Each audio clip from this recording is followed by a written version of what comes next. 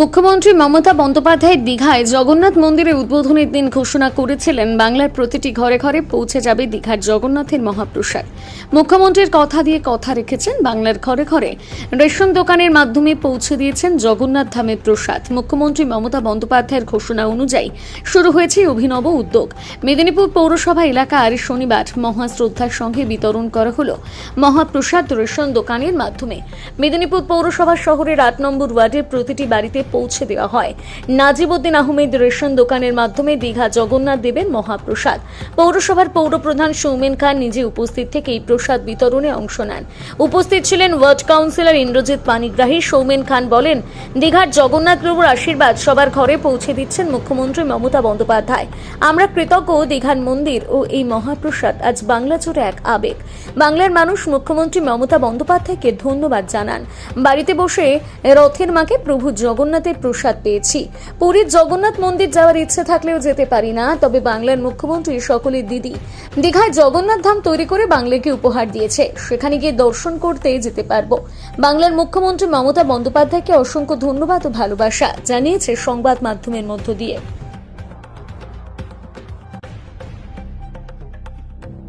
কেমন লাগছে? খুব ভালো লাগছে।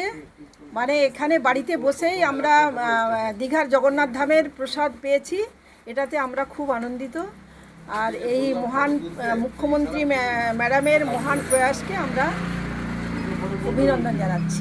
যাবেন জগন্নাথ দেখতে যেতে? হ্যাঁ হ্যাঁ, দীঘায় যে জগন্নাথ এক সময় তো পুরী যেতে অনেকে অসুবিধা হতো। হ্যাঁ, রাজ্যের মুখ্যমন্ত্রী মমতা বন্দ্যোপাধ্যায় দীঘাতে জগন্নাথ ধাম করেছেন, হ্যাঁ। সেটা কি যাওয়ার ইচ্ছে আছে? হ্যাঁ অবশ্যই, এটা অনেক কাছে আর প্রত্যেকটি মানুষের যাওয়ার সামর্থ্যের মধ্যে।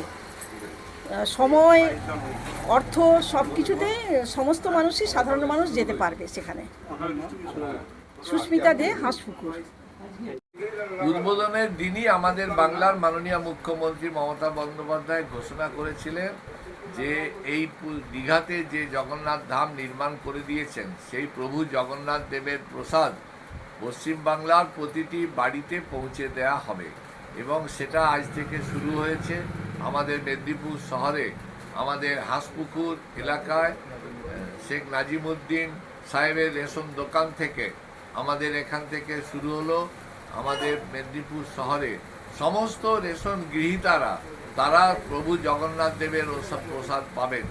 এটাই আমাদের গর্বের যে আমাদের বাংলার মাননীয় মুখ্যমন্ত্রী মমতা বন্দ্যোপাধ্যায় তিনি বাড়ি বাড়ি প্রভু জগন্নাথ দেবের প্রসাদ পৌঁছে দিচ্ছেন। এবং এটা একটা জাত পাত ধর্মের ঊর্ধ্বে উঠে এসে যে প্রভু জগন্নাথ দেব সবার। আমরা তাই মাননীয় মুখ্যমন্ত্রীকে ধন্যবাদ জানাই যে তার এই উদ্যোগ, যে বাড়ি বাড়ি পৌঁছে দেওয়ার লক্ষ্যে তিনি যে উদ্যোগ নিয়েছিলেন জেলা প্রশাসনের সহযোগিতায়, আজকে সেটা বাস্তবে রূপদান হলো। মাননীয় মুখ্যমন্ত্রী কথা দিলে কথা রাখেন।